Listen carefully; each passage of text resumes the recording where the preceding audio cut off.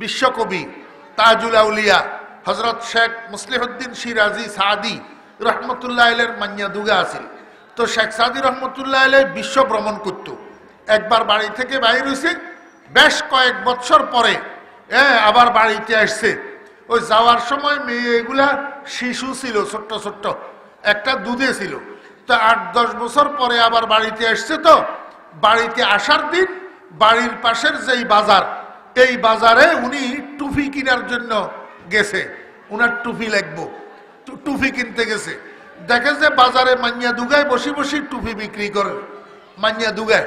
তো হযরত শেখ সাদি রহমতুল্লাহ আলাইহি মান্যা এগুনের কাছে যাই, জিজ্ঞাসা করেন ই বচন্দ ই বচন্দ ই বচন। উনি কবি ছিলেন, তো কথায় কথায় কাব্য বলতেন। উনি এমনি কথা কইলেও এটা কাব্য হইয়া যাইত। তো মান্যা এগুনের যাই জিজ্ঞাসা করেন ই বচন্দ ই বচন্দ ই বচন, এটা কত, এটা কত, এটা কত। টুপি তিনটার দাম জিজ্ঞাসা করছে। তো মান্যা একটাই ফট করে উত্তর দের ইব হাফত ইব হাসত ইব ন, এটা 60 টাকা, এটা 8 টাকা, এটা 9 টাকা।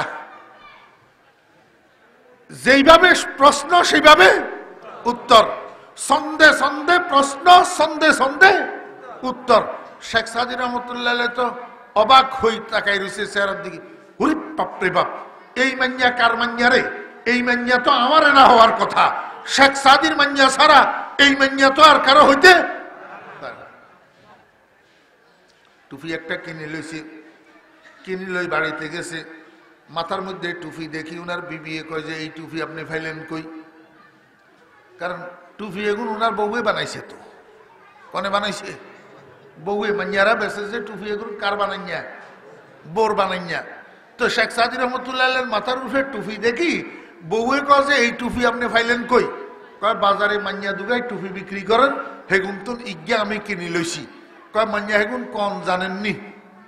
কয় ঘটনা কেন হইছি, আমার একটু মনে খটকা লাগছে। কয় কি ঘটনা?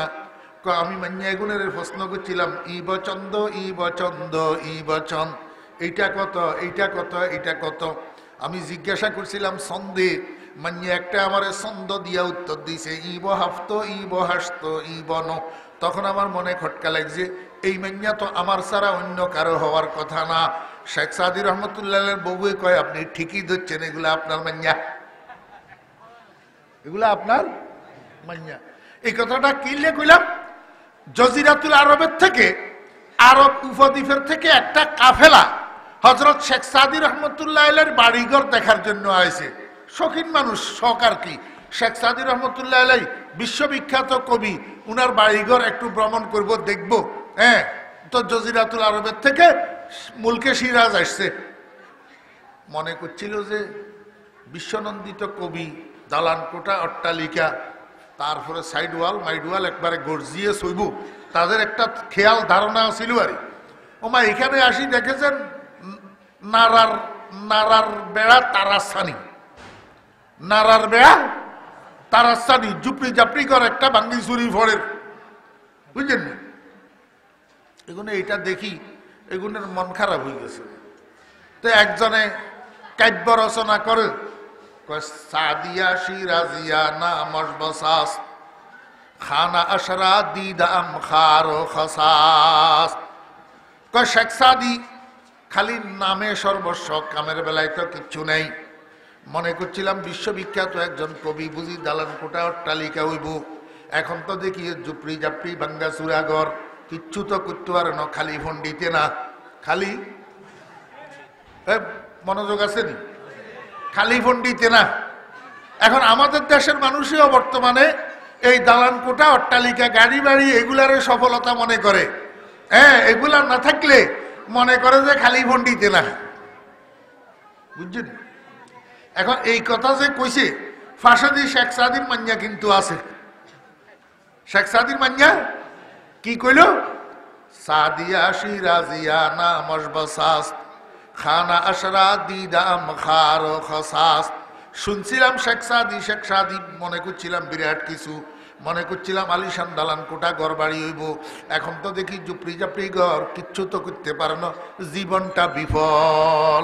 জীবনটা কি বিফল। সঙ্গে সঙ্গে শেখ সাদি রহমতুল্লাহ আলাইহির মেয়ে উত্তর দিতেছে, কাফেলা রফতন্দে মাহাম মিরবেম আসবরায় চন্দে রোজাই বসাস। কাফেলা রফতন্দে মাহাম মিরবেম আসবরায় চন্দে রোজাই বসাস। ও আরব উপদ্বীপের কাফেলা, তোমরা যেরকম এই রাস্তা দিয়ে আসছো আবার চলে যেতেছ, অল্প কতক্ষণ এখানে অবস্থান করতেছ, এইরকম এই রাস্তা দিয়ে আরো অনেক কাফেলা আসা যাওয়া করে, আরো অনেক মরুচারী দল, আরো অনেক মরুভূমির দল এই রাস্তা দিয়ে আসা যাওয়া করে।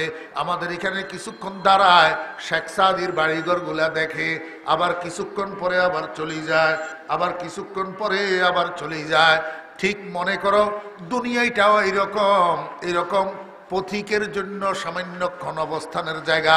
এই সামান্যক্ষণ অবস্থানের জন্য এই জুপড়ি জাপড়ি এইটাই তো যথেষ্ট। এত ফাঁকা দালান কোটার অট্টালিকার কি দরকার? কনে কয় শেখ সাদির মান্যায়। আল্লাহু আকবার। সাদিয়া শিরাজিয়া নামস বসাস খানা আশরা দিদাম খারো খসাস।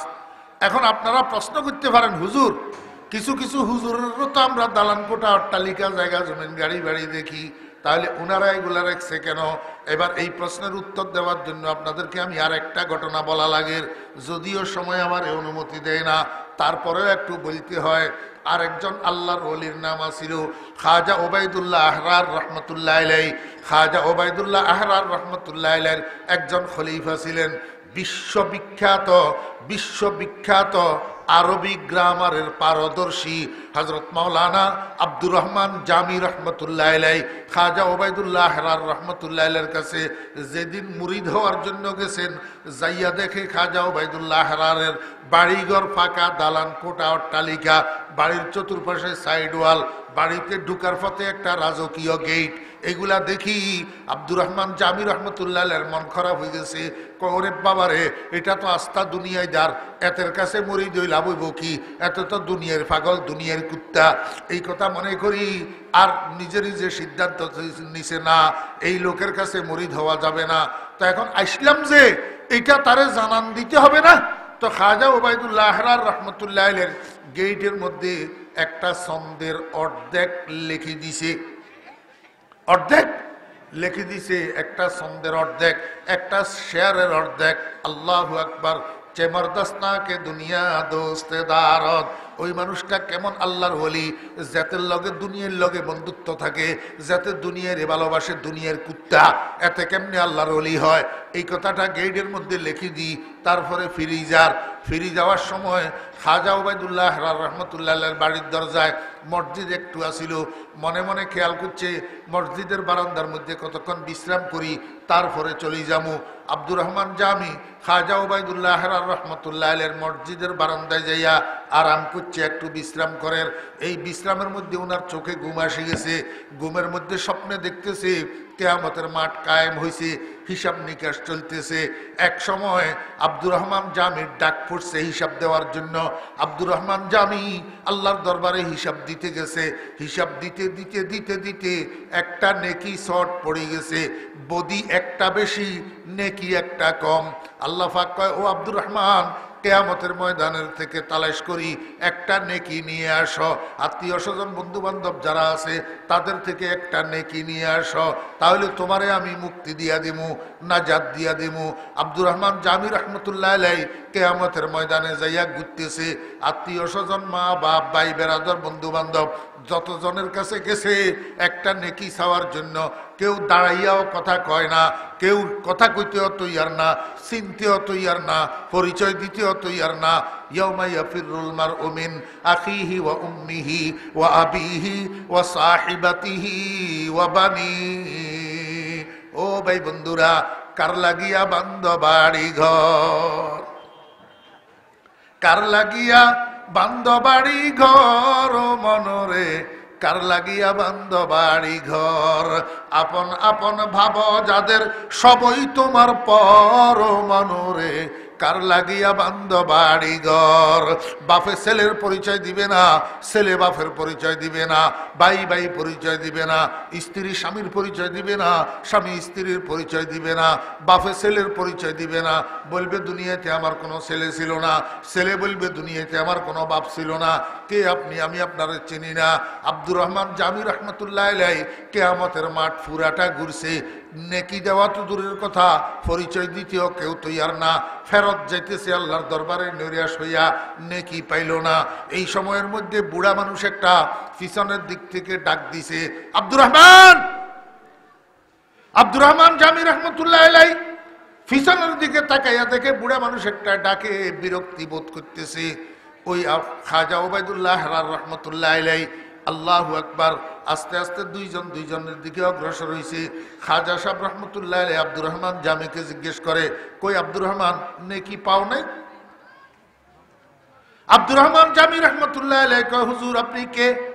নেকি তো দূরে থাক, আত্মীয় স্বজন সবার সাক্ষাৎ পাইলাম, কিন্তু কেউ তো পরিচয় দিতেও রাজি নাই, নেকি দেওয়া তো দূরে থাক। হযরতে খাজা ওবায়দুল্লাহ আহরার রহমতুল্লাহ আলাইহি উনি আব্দুর রহমান জামি রহমতুল্লাহ আলাইহির হাতের মধ্যে দুইটা নেকি দিয়া দিছে। আব্দুর রহমান, তুমি একটা নেকি তালাশ করতেছ, যাও আমি তোমার দুইটা নেকি দিয়া দিলাম, এই দুইটা নেকি নিয়া আল্লাহর দরবারে পেশ করো, তাহলে তুমি নাজাত পাইয়া যাইবা। নেকিগুলা হাতে দেওয়ার সময় খাজা ওবায়দুল্লাহ রহমতুল্লাহ আলাইহি কয়, আগার দারদ বরায়ে দোস্তে দারদ, আগার দারদ বরায়ে দোস্তে দারদ। ও আব্দুর রহমান জামি, দুনিয়ার সব মানুষের দালান কোঠা দেখি, দুনিয়াদারি ধন সম্পদ দেখি, সবের দুনিয়ার গোলাম মনে করিও না, সবের দুনিয়ার কুকুর মনে করিও না, সবের দুনিয়াদার মনে করিও না। কিছু কিছু মানুষ আছে দুনিয়ার সাথে সম্পর্ক রাখে, দুনিয়ার মাল দৌলত রাখে। তোমার মতো বন্ধুরা কিয়ামতের মধ্যে আটকা পড়লে তাদেরকে ছুড়ানোর জন্য, তাদেরকে কি করার জন্য? ছুড়ানোর জন্য। ওই দ্বিতীয় অর্ধেকের মধ্যে কথা এটা বলে দিছে খাজা ওবায়দুল্লাহ আহরার রহমতুল্লাহ আলাইহি, আগার দারদ বরায়ে দোস্তে দারদ। মনে আসেনি? দেখতেছে তো স্বপ্ন, দেখতেছে কি স্বপ্ন। হঠাৎ করে ঘুম ভাঙ্গি গেছে। আব্দুর রহমান জামি রহমতুল্লাহ আলাইহি বিচলিত হইয়া গেছে, কিরে কি দেখলাম, এটা কি দেখলাম। ভিতরের মসজিদের ভিতরের থেকে বয়ানের আওয়াজ আসতেছে, ওয়াজের আওয়াজ আসতেছে। এই কিরে বেড়া, ভিতরের মসজিদের ভিতরের থেকে ওয়াজের আওয়াজ আসতেছে। তো এবার আব্দুর রহমান জামি রহমতুল্লাহ আলাইহি শোয়ার থেকে উঠে বসছে। কিরে ভিতরে ওয়াজ করে কে? ভিতরের দিকে তাকাই দেখেছে ওই বুড়া মানুষ যেটারে স্বপ্নে দেখছে সেইটা না মিম্বরের উপরে বসে বসে ওয়াজ করে। তাহলে এবারে উনার বুঝার আর বাকি আসেনি যে উনি খাজা ওবায়দুল্লাহ আহরার পিছন দিয়ে যাই বসছে। বসে শ্রোতা একজনের জিজ্ঞাসা করে, উনি কে? উনি খাজা ওবায়দুল্লাহ আহরার। এই কথা বলার সাথে সাথে আব্দুর রহমান জামি রহমতুল্লাহ আলাইহি বসার থেকে উঠি যাইয়া খাজা সাহেব রহমতুল্লাহ আলাইহির পায়ের উপরে পড়ছে, হুজুর আমারে মাফ করে দেন। এই সময়ের মধ্যে খাজা ওবায়দুল্লাহ আহরার রহমতুল্লাহ আলাইহির জবান থেকে বাইর হয়, আগার দারদ বরায়ে দোস্তে দারদ।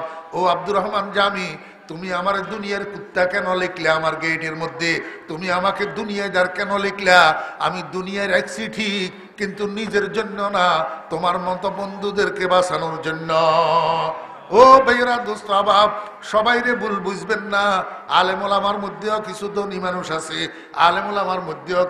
মানুষ আছে, এই দনগুলা আপনাদের দন যে সমস্ত আকাম কুকামে ব্যবহার হয়, এই আলেম ওলামাদের দন এই আকাম কুকামে ব্যবহার হয় না।